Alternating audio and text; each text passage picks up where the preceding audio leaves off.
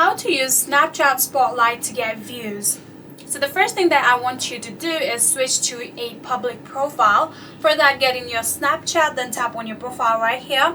Then tap on the settings right here. After doing that, here what you're gonna do is keep scrolling until you see the option of public profile settings. Tap on that, and in here make sure to enable all of these options just like this. So after doing that, we have successfully set our public profile.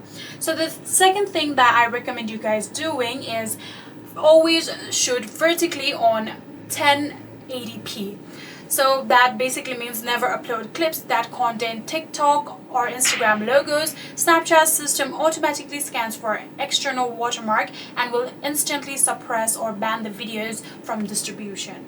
So for the third one, apply a 1-second pattern interrupt. Snapchat users swipe faster than users on any other platform, so do not start with an intro or an explanation.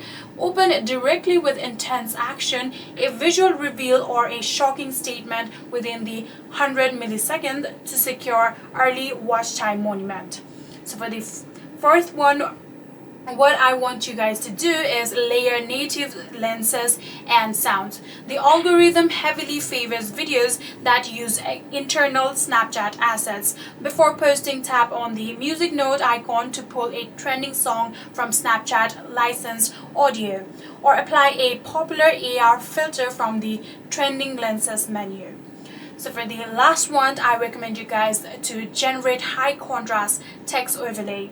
Because a massive portion of user views Spotlight on mute, you must subtitle your content. Use a Snapchat's auto caption tool to generate baseline text.